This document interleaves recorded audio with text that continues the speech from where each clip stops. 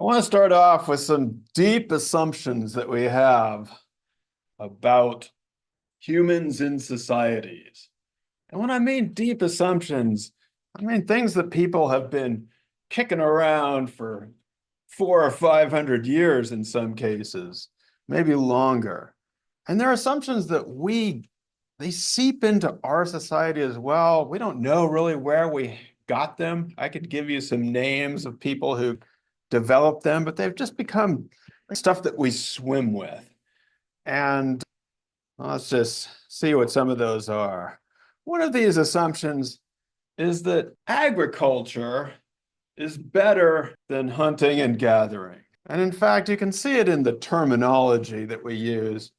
You see the word agriculture there. It's got the word culture in it, which was valorized as being, aha, we've made it. We're above these other people. And in the olden, really olden days, maybe not that long ago, but let's say 100 years ago, we didn't use the term hunter and gatherer.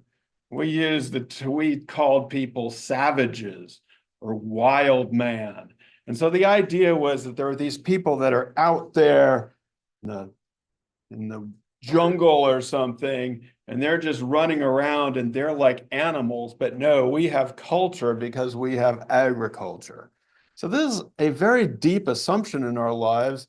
And so when we see things like the health consequences of agriculture and that it might not have been that healthy for people, it freaks us out because it goes against some of these deeply held prejudices and assumptions. Another assumption, which we talked about in the last class when I showed you the picture of Teotihuacan, is that if you build a pyramid or if you have a city in general, then there must be a king. There must be a leader there. So during many episodes of colonization, the Europeans would start off with, take me to your leader, take me to your king, because it would assume that all societies that were societies would have to have this centralized governance in order to get anything done. Again, a deeply held assumption. Most of this comes to us from European thought, but like I said, it seeps into all kinds of things like television shows and just our general life. Another deeply held assumption is that human societies are always going to be getting more complex. And we saw this a little bit even in biological evolution. There's an assumption that the more complex, the better. When in fact, as we talked about in evolution, it's not necessarily more advantageous to be more complex. Sometimes it's better to be simpler, to be flexible, to be able to adapt to different environments. But there's this idea that we're always inevitably getting more and more complex. And that as we reach those levels of complexity, that in order to be complex, then we have to have hierarchy. Again, we have to have some people that are ruling over us and telling us what to do.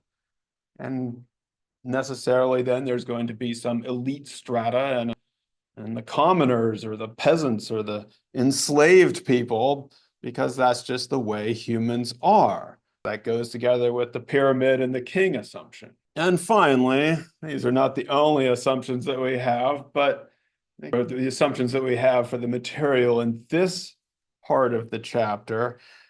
One deep assumption is if there aren't police or if there's not a state government, then people just all kill each other. It's just going to be havoc out there. And again, you could take this back to the very beginning, the idea that when we get agriculture, we raise ourselves up and then we have a society and those wild men out there are just killing each other in the jungle. And so we need a government to control our impulses and keep us in line. Now, we don't know where we get these assumptions.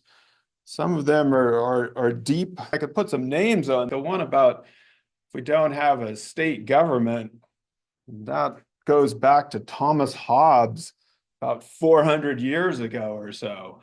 And he's expressing something that was probably prevalent at the time, distilling an idea, but it stayed with us for a long time. Now, given these assumptions, when we see certain words, we make certain associations, and that's what happens to us. So part of this class is just going to be trying to shake ourselves out of these deep assumptions.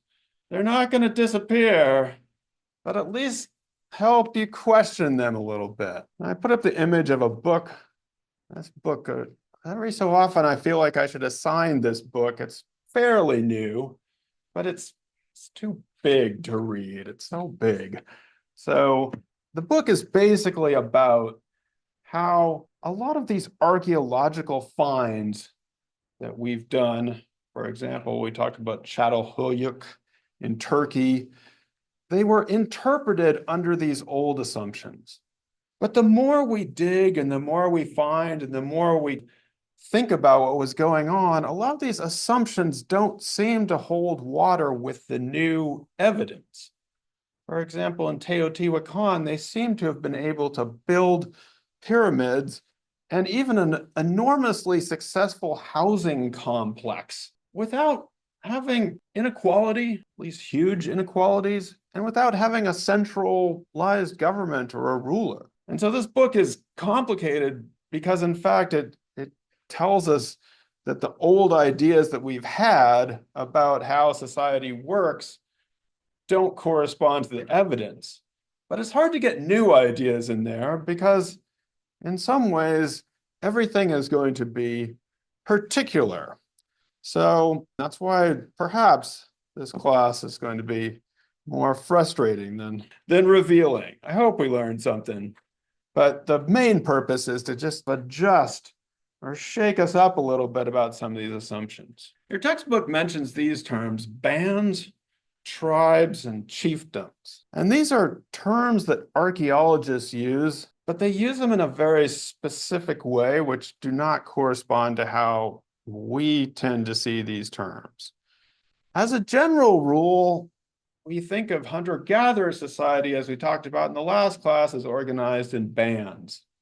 Small groups with kinship ties, although the idea that they are all united by kinship has been adjusted, but the idea is they form egalitarian bands, that once you have agriculture, they'd have these somewhat larger units that the archaeologists call tribes.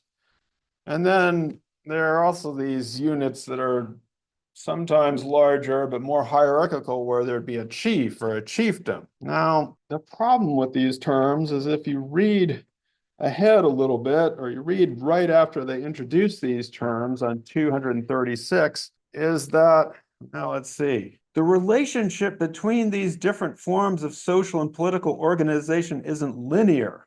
That is, bands do not necessarily evolve into tribes, then chiefdoms, then states. So we have this idea that these things, and people have tried to propose that they would evolve into each other, but it turns out they don't.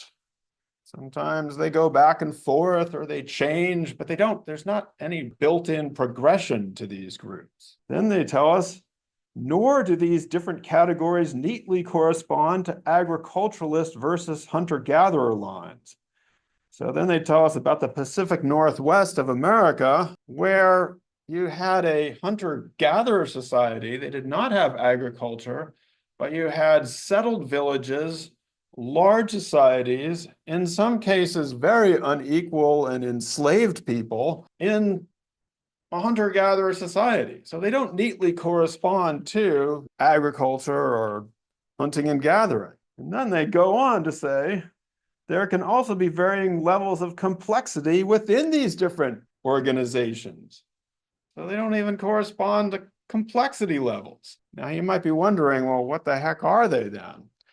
They're general rubrics, words, labels that we've used over time to try and sort out different social organizations.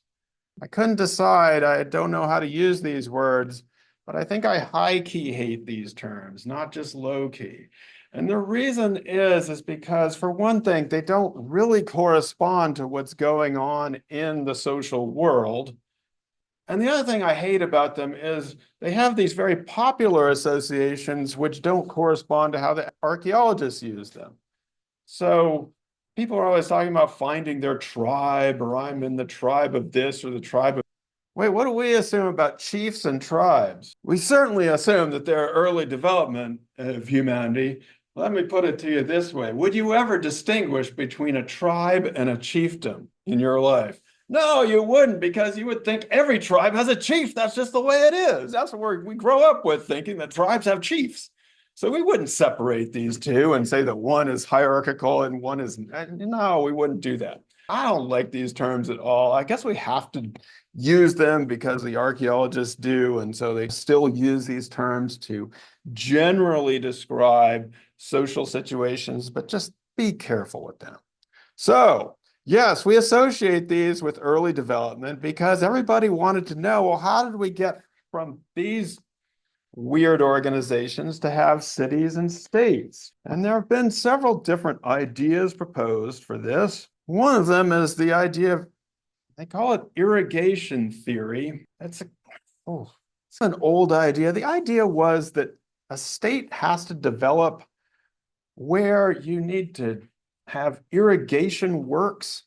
And so in order to get these big public works done, then you need state authority over people. And this was an interesting idea, but then we found out that there are states that arise where there's not irrigation, and there are also other societies that have irrigation systems where they don't necessarily have a state and they do it communally. So that didn't really work. There's this very complicated theory. I don't even know if you'd call it a theory. You'd call it a theory in the bad sense of, actually, I shouldn't use the word theory for any of these. These are not theories, they're just ideas. In the scientific sense, these aren't really theories. Circumscription, where you'd have concentration of resources and there's population growth and conflict over resources. Again, this seems to apply to some state formation, but not to other places. So it's an interesting idea. But your textbook tells you that archaeologists have generally moved away from large universal theories toward more nuanced investigations, which is basically, again, to tell us that the archaeological evidence does not seem to support one grand unified theory or one grand idea about why people urbanized in certain locations, developed state societies in other locations. And I would just add to this that cities and states come and go, they rise and fall. So if this is not simply a one-way process, and that's basically where we are. Again, I would say it's frustrating for the people who want big ideas that explain everything. But on the other hand, it opens up new possibilities for understanding, hey, wait a second, it doesn't all have to be the same way. We did have some questions around cities and social stratification. So the idea of social stratification is simply that humans get organized into different levels, strata. And so you have your elites at the top, and all the rest of the peasants and little people at the bottom. And the question is, which a couple of you had too, is how did this happen? How did we get stratified? That's a great question. I wish I could tell you the answer to that.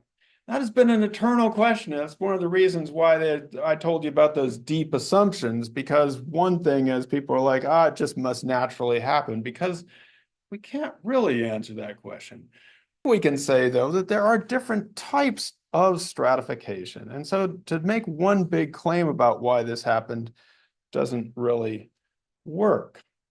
Now, one of the terms your authors propose or ideas is the idea of craft specialization. So when people are hunters and gatherers, they generally tend to be able to do all the jobs in their society, and there isn't as much work. But when there's agriculture, then certain people specialize in growing food and other people specialize in, say, making pots. And so we have this craft specialization, and sometimes we have differential payment for the crafts, and different groups can form hierarchies based on that. Again, I would say, though, that there are societies where craft specialization does seem to result in social stratification and serious, like, elites and non-elites. But there's others where everybody's trading things around and they're not as stratified as in other places. And so we get to this curious issue, is that stratification is usually associated with agriculture, But as your authors point out, there were some hunting and gathering groups that had large inequalities. I mentioned the Pacific Northwest, where there were actually slaves and slave holders, which is strange to think about, but that's what was happening in certain parts. So some inequalities can exist in hunting and gathering. And there are some agricultural societies that were relatively egalitarian. They weren't all the same, but in terms of their wealth, there were different mechanisms that people had for trading things around and trading communal duties and rotating those around a village or around a society, which kept different people in check. Now, there was an interesting comment about where the archaeologists think they found the largest wealth disparities. Now, certainly these happen within agriculture, but Larry, where were the largest wealth disparities? Where there were large dragons. Large draft animals. Large draft animals. Now, you saw this in the film a bit. Jared Diamond was adding up all the places in the world where large animals could be domesticated and were candidates for domestication. And we're basically here talking about things like cows and horses, things that can pull plows, and in the case of the horse, be ridden into battle. And it seems like in these societies, and so these were societies that had these animals basically in Eurasia and European and parts of the Middle East and in Asia, there seemed to be more inequalities in these societies as compared to what happened with agriculture in the Americas, where they may have had domesticated turkeys or even the domesticated llama in South America. But the llama is not very good at plowing things, and the terrain's pretty mountainous too, so it's not very useful for that. And so one of the things I would ask you to think about here is what happens when societies with large draft animals and are used to things like fighting wars with other draft animals come into contact with people who are not used to those. So the Europeans conquering the Americas, or trying to, in fact, had a certain advantage from their experience with horses and being able to use those in different ways. They also had a lot more diseases that they had built up resistance to. A lot of them died, but over generations, you build up resistance to, say, smallpox because of their life with animals. Now, that doesn't necessarily explain what happened in the Americas. There were other factors at play, but it is something that can be thought about in terms of how social stratification then happens between societies as well. Our authors assert that human societies tend toward complexity. My question is, do they tend toward complexity? And in part, it depends upon how you measure what complexity is. So let me give you a couple examples.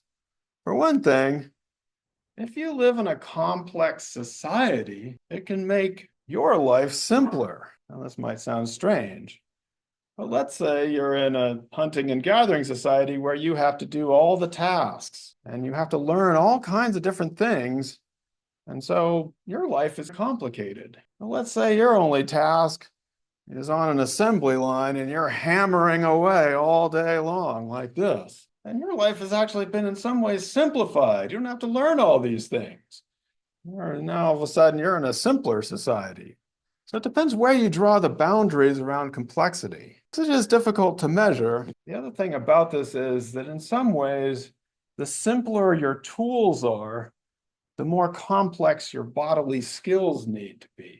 And the smarter your tools are, the dumber you can be and still run them. For example, a lasso. How complicated is a lasso? Why are you shaking your head no? It's not a yes or no question. How complex of a tool is a lasso? You have to give me a number from 1 to 10. 1, why? It's just a rope with a loop in it. It's probably one of the simplest tools a person can have. If I gave you this tool, a lasso, yeah, could you do it? Savannah, give you a lasso and there's a horse on the run, and I say, get that horse. Not that skilled. It would take a lifetime of skill. It would really help if, did anybody grow up with lassos and lassoing? No, usually not.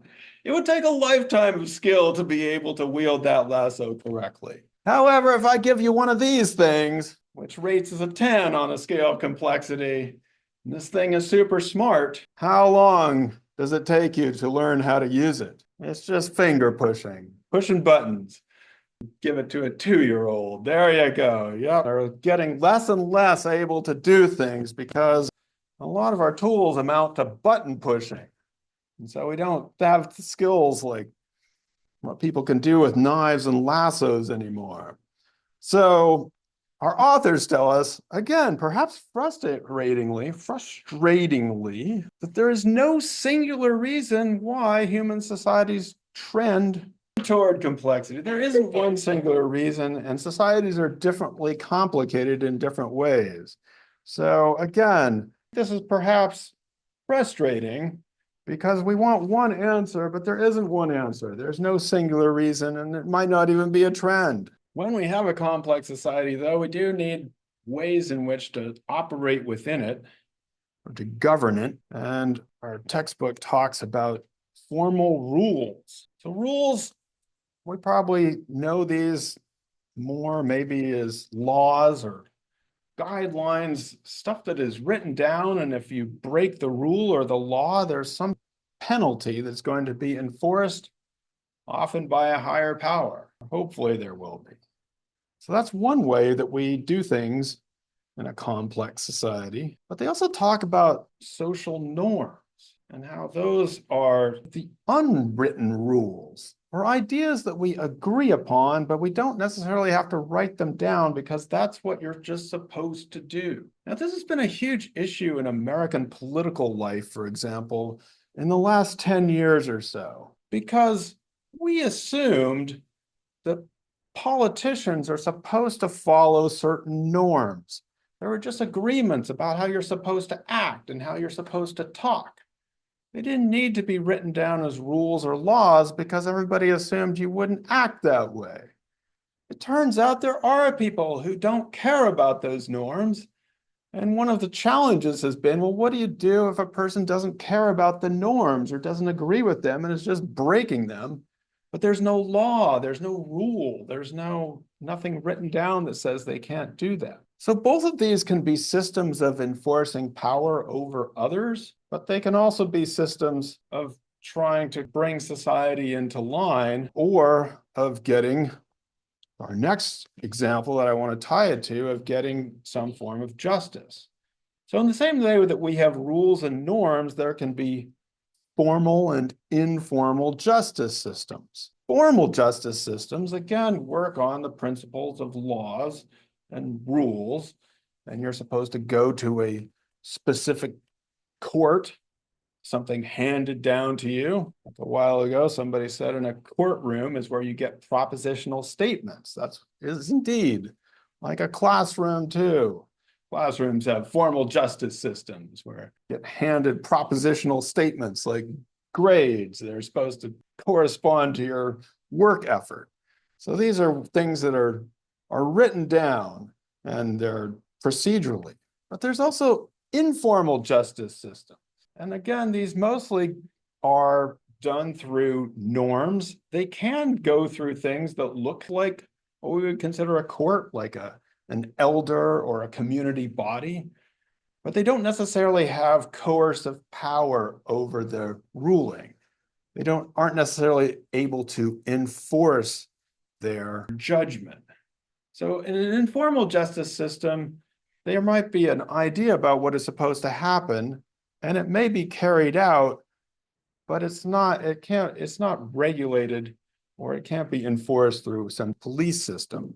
It is often enforced through things like shunning or shaming a person. So if you've done something wrong, you will be excluded from a social group or sent somewhere else. And so a number of you had questions about, well, do these work? Do informal justice systems work? They actually can work quite well. In some cases, you might say they work better than formal justice systems because the whole community is agreeing upon the sanction or the shame, and whoever has done this thing then has to pay back or learn from the community. So they're not necessarily thrown in jail. They are simply excluded from that social world. Actually, there is an example that comes up in this book about how in some Native American societies, if you killed someone from another group, that person wasn't thrown in jail, there wasn't a jail, but the whole community had to pay the other group for the killing, or the other family. So there are very few instances of people actually killing each other because the whole group would make sure that this never happened. They didn't want to pay each other in that way. So they can work quite well. Now, there's an example of colonial rule and informal justice systems and how those fit together. I think you had a question about, do they ever conflict? And that is true. Informal justice systems and formal justice systems in some cases might conflict or come into different conclusions, and that can be a problem. But most societies in today's world have both a formal justice system, courts and laws, as well as an informal justice system to varying degrees. So these things are around. They work better and worse to varying degrees. Now, somebody who's not here had a question about the state government. Now, let me pause for a second. When we say the word state in anthropology or the social sciences, we are not talking about New York State or the state of California. We're talking about the overarching government. So what does a state government do? Our authors tell us that states typically maintain a monopoly on violence that is perceived as legitimate. Now, they get this idea. It's a fairly famous idea that's associated with Max Weber. About 100 years ago, he gave a lecture called Politics as a Vocation.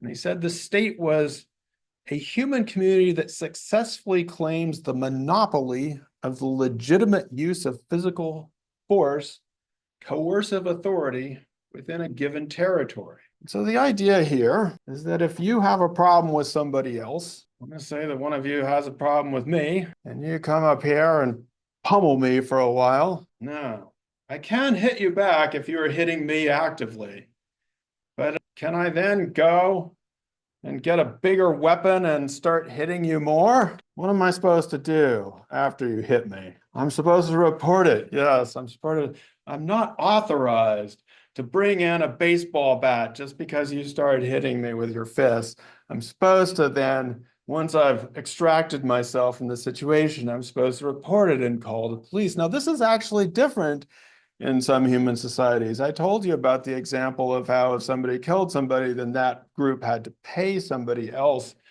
or they might seek revenge on the entire group. And so in that case, the idea of physical force was something that an individual could exercise. In fact, in our own society, since we have, in some ways, we might say that this has worked better in places where they have more gun control. In our society, we feel like it's legitimate if somebody comes into our house, then we're authorized to do whatever we want. But in a successful state society, it's the government or the state which is supposed to have a monopoly on legitimate violence. So the state can do something to somebody, and that's okay, but I'm not supposed to do it.